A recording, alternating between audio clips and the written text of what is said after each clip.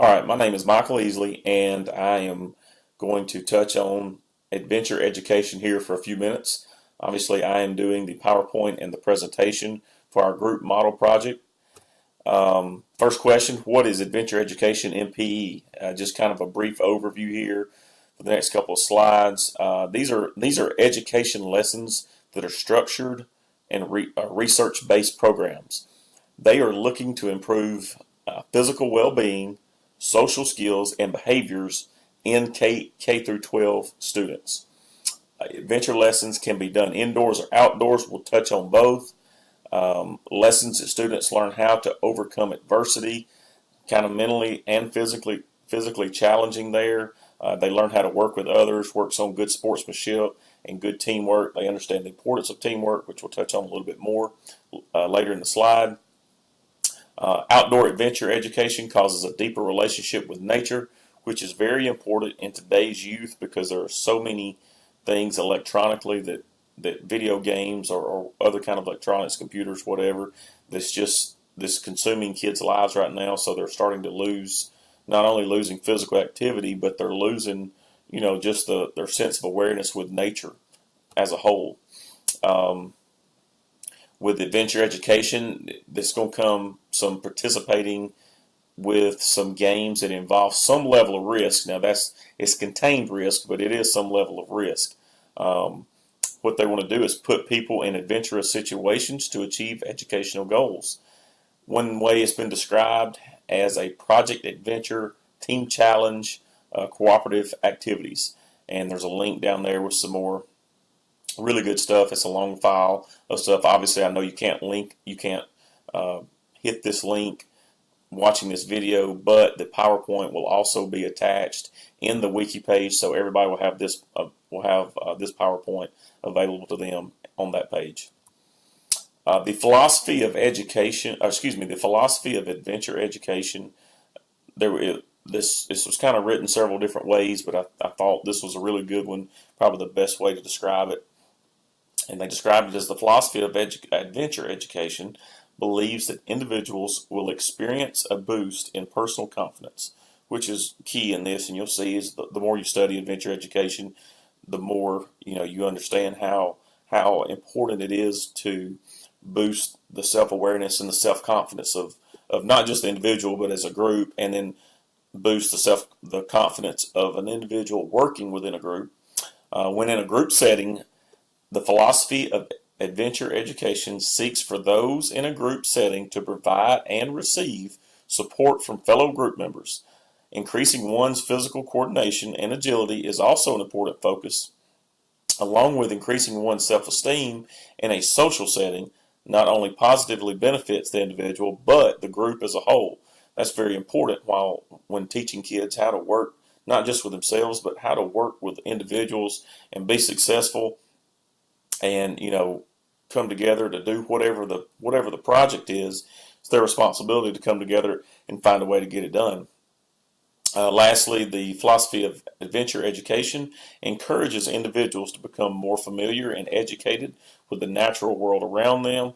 I touched on that in the last slide. It's so important nowadays to find a way to get kids just to enjoy nature. So many kids they don't play outside very much. They don't get outside. They don't do stuff outside, and they're really not aware of their surroundings in nature now. So this is another one of the main philosophy goals of adventure education. In this, you'll see this diagram here. Just a few examples of what the philosophy of adventure education is trying to do.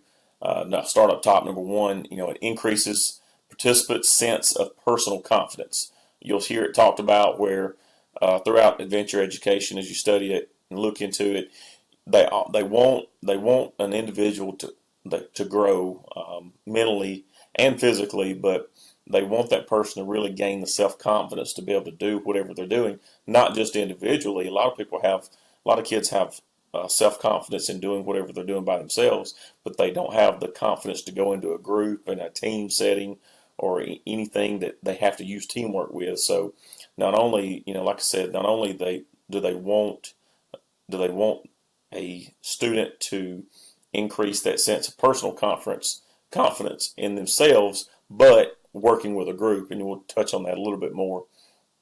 Um, like I mentioned earlier, develop and increase familiarity and identification with the natural world. Kids just don't get out as much as they do, as much as they did years ago. And there's just, like I said, there's so many things for them to do. So that is a big point of this philosophy. A big point of adventure education is just teaching kids how to learn how to get a sense of what's around them in nature. Increasing the joy of one's physical self and being with others.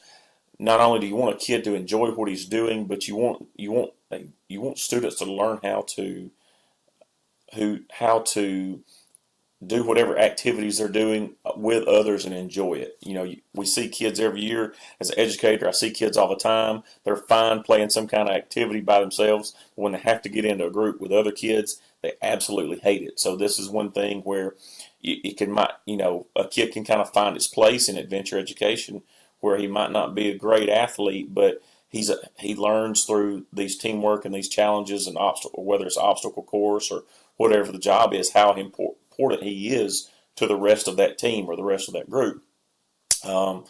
Agility, and they want to increase agility and physical coordination. That's obvious with most anything in PE, but there's plenty of examples of this. You've got obstacle courses and ropes and stuff like that for your outdoor adventure education, but this is another goal for them, as with every other philosophy of education, and increase mutual support within a group.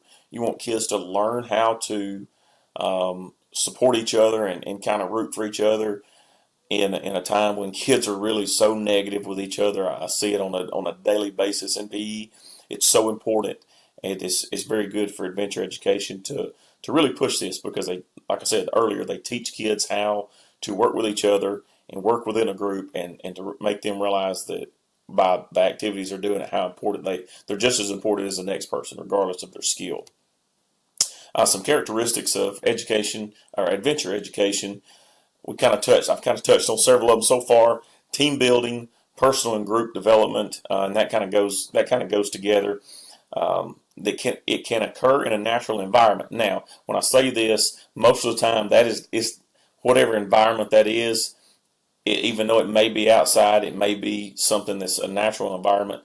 It is contained and it is controlled, and it's probably something that's designed for adventure education. Like an example would be some kind of obstacle course in the woods, or some kind of ropes or bridge, some kind of obstacle course that involves one of those where, yes, you are outside, but it's designed, and at the same time, while you're maybe taking some kind of risk, there's still safety. There's still a safety procedure, and it's essentially a controlled environment. So of course the next bullet talks about that. There's some risk, but the environment is completely controlled, and the teacher is responsible for facilitating training to ensure safety and learning. So again, like I said, it could be outside, it could be in a natural environment, but whatever that environment is, you have designed it specifically for that outdoor adventure, or outdoor education, excuse me. Basically, just kind of just a few sentences, excuse me, on the research findings. There were many studies, and with a variety of findings. Just a few things stuck out that were very basic, because I didn't want to go and put paragraph after paragraph of research findings. But the most common findings is the students showed more growth, and I know that's very, very broad, but the students showed more growth both mentally, not necessarily physically, like I say, if a kid was out running a mile every day, but like I said, he learned how to work with others better. He learned how to gain some self-confidence and that kind of stuff.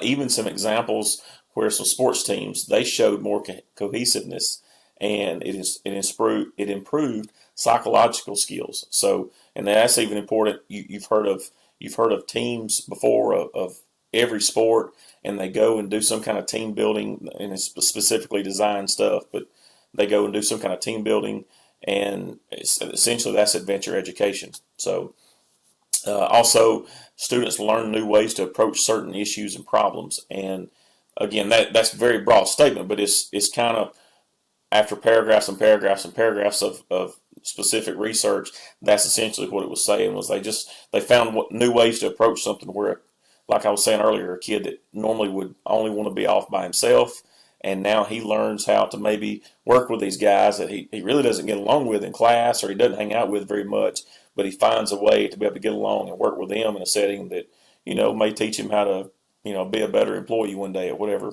job he has. Of course, there's a link down there. There's a very good studies from a school system up in Philadelphia, and it goes into great detail there.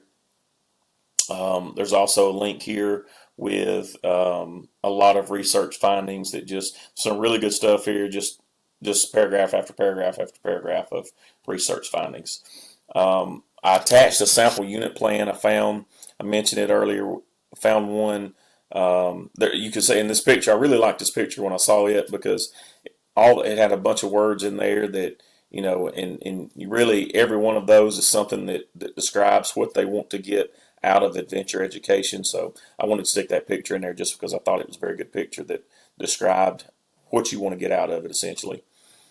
This was just a unit plan, and this was obviously you can get to this in the PowerPoint. There's just three slides of it. I thought had some very good information. This came from a school system in Massachusetts, and I just thought they had a lot of stuff detailed. I thought it was very good. I thought it was a good addition to this, more so a good addition to the PowerPoint that anybody could go back and reference because you'll have access to the PowerPoint. These are just some links I mentioned earlier a few slides ago. I mentioned some. These are just some helpful links for examples of stuff. There's a YouTube video in there of somebody teaching. It's an indoor lesson, but somebody teaching a lesson that we actually have a lesson plan for attached in the wiki. Like I said, it's the unit plan from Philadelphia. That's got a lot of good. I'm sorry, the unit plan from Massachusetts, and then the link down there has got the stuff. The link from the school system in Philadelphia that covers a bunch of stuff. It's got a lot of lessons in there. Anyway, just some really good links I thought would be very good additions to this that obviously you can't see it on this, but you can go to the PowerPoint and you'll have access to all that. Read a lot of that, got a lot of ideas from that, and just thought those were really good links to add to this. And I hope y'all got something out of this. I think it was a very neat subject to kind of study and research a little bit to start putting things together, and I appreciate your time.